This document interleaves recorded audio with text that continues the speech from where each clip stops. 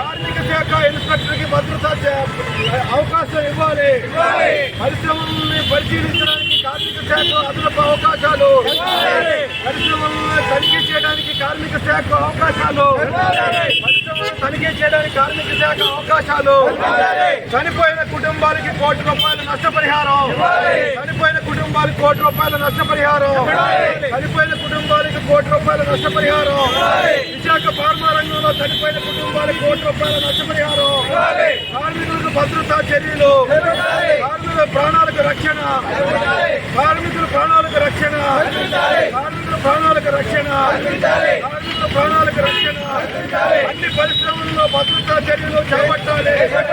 అన్ని పరిశ్రమల భద్రతా చర్యలు, అన్ని పరిశ్రమల భద్రతా చర్యలు, అన్ని పరిశ్రమల భద్రతా చర్యలు, కార్మికుల ప్రాణాలకు రక్షణ, అన్ని పరిశ్రమల్లో కార్మిక చట్టాలు అమలు, అన్ని పరిశ్రమల్లో కార్మిక చట్టాలు అమలు, అన్ని పరిశ్రమల్లో కార్మిక చట్టాలు అమలు, అన్ని పరిశ్రమల్లో కార్మిక చట్టాలు అమలు, అన్ని పరిశ్రమల్లో కార్మిక చట్టాలు అమలు, చనిపోయిన కుటుంబానికి ₹1,00,00,000 నష్టపరిహారం, చనిపోయిన కుటుంబానికి ₹1,00,00,000 నష్టపరిహారం, చనిపోయిన కుటుంబాలకు ₹1,00,00,000 నష్టపరిహారం, చనిపోయిన కుటుంబాలకు ₹1,00,00,000 నష్టపరిహారం.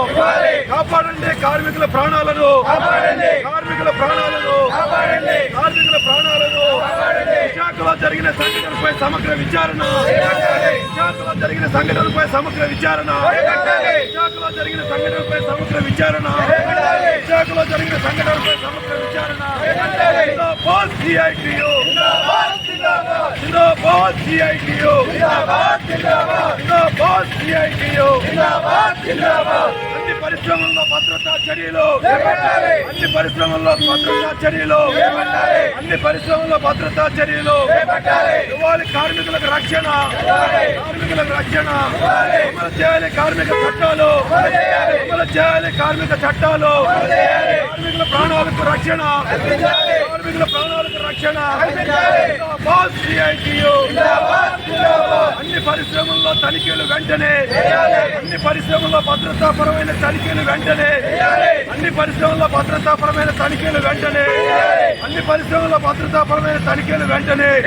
జిందాబాద్ సిఐటియు, జిందాబాద్ సిఐటియు.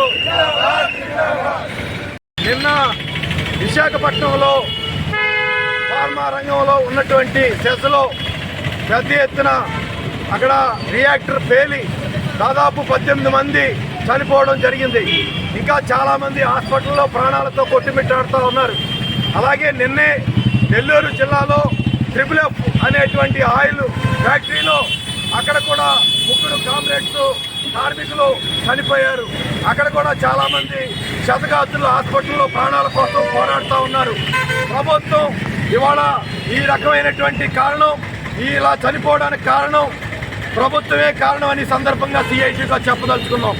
ఇవాళ ఏదైతే ఇవాళ ప్రభుత్వం ఈజీ ఆఫ్ డూయింగ్ అనేటువంటి పేరుతో ఇవాళ ప్రభుత్వం చూసి చూడనట్టుగా భద్రతా చర్యల్ని చేపట్టకుండా ఇష్టానుసారంగా ఇవాళ ప్రైవేట్ పరిశ్రమల్ని అవకాశం కల్పిస్తూ ఉన్నారు. అందువల్లనే ఇవాళ భద్రత అనేది ఇవాళ గాలిలో కలిసిపోయింది. కార్మికుల రక్షణ అనేది లేకుండా పోయింది.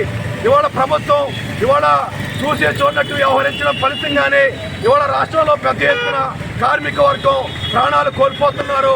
వాళ్ళు ఇవాళ వాళ్ళ కుటుంబాలకి దూరం అవుతూ ఉన్నారు. దీన్ని ఇవాళ మేము సిఐటిగా తీవ్రంగా ఖండిస్తూ ఉన్నాం. ఎవరైతే వాళ్ళు చనిపోయారో చనిపోయిన కుటుంబాలకి ఒక్కొక్క కుటుంబానికి ₹1,00,00,000 నష్టపరిహారాన్ని ఇవ్వాలని చెప్పి వాళ్ళు కోరుతున్నాం. ఇవాళ ప్రభుత్వం అన్ని పరిశ్రమల్లో కూడా భద్రతా తనిఖీలని అటు కార్మిక శాఖ అలాగే ఇన్స్పెక్టర్ ఆఫ్ కార్మిక శాఖ ఏదైతే ఉందో వీళ్ళందరూ కూడా తనిఖీలు చేపట్టాలి. నిరంతరం కూడా తనిఖీలు చేపట్టాలి. ఊరికే సేఫ్టీ పేరుతో ఇవాళ భద్రతా వారోత్సవాలని చేతులు దులుపుకుంటా ఉన్నారు. ఇది సరైనది కాదు. కార్మికులకు రక్షణ కల్పించాలి. వాళ్ళకి ధైర్యాన్ని ఇవ్వాల్సిన అవసరం ఈ ప్రభుత్వం మీద ఉంది అని సందర్భంగా చెప్పదలుచుకున్నాం. ప్రభుత్వం తక్షణం ఇవాళ కార్మిక శాఖకి అలాగే ఇన్స్పెక్టర్ ఆఫ్ లేబర్ వాళ్ళకి కూడా ఆ రకమైనటువంటి ఆదేశాలని ఇవాళ ఇవ్వాలని చెప్పి వాళ్ళు కోరుతున్నాం. ఏదైతే వాళ్ళ కార్మికులు పనిచేస్తున్నారో ప్రధానంగా ఫార్మా రంగంలో కానీ రసాయన పరిశ్రమల్లో కానీ పెద్ద ఎత్తున ప్రమాదాలు, కాళ్ళు ఇరిగిపోవడం, చేతులు ఇరిగిపోవడం, అనేక రకాలైనటువంటి ప్రమాదాలను ఎదుర్కొంటున్నారు. నిన్న జరిగినటువంటి సంఘటనలో దాదాపు రాష్ట్రంలో 21 మంది కార్మికులు ప్రాణాలు కోల్పోయినటువంటి పరిస్థితి.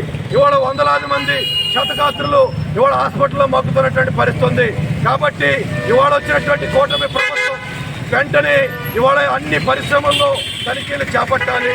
ఏదైతే ఇవాళ ఈజీ ఆఫ్ డూయింగ్ పేరుతో ఇస్తున్నటువంటి పర్మిషన్లన్నీ కూడా ఆపాలి. అన్ని రకాల భద్రతా చర్యలు చేపట్టాలి. కార్మికుల ప్రాణాలని రక్షించాలి. కట్టుదిట్టమైనటువంటి చట్టాలని ఏర్పాటు చేయాలి అని చెప్పి వాళ్ళు చెప్పదలుచుకున్నాం. కాబట్టి ఎవరైతే వాళ్ళ అచ్యుతాపురం కానీ అలాగే నెల్లూరులో జరిగినటువంటి త్రిపులఫ్లో కానీ ఆ యాజమాన్యాల మీద క్రిమినల్ చర్యలు చేపట్టాలి. అలాగే ప్రధానంగా వాళ్ళకి ఈ ప్రమాదాలకు సంబంధించి విచారణ జరిపించాలని చెప్పి సిఐటిగా డిమాండ్ చేస్తున్నాం. లేని పక్షంలో ఈ ఆందోళన మరింత ఉధృతం చేస్తామని సందర్భంగా హెచ్చరిక చేస్తున్నాం.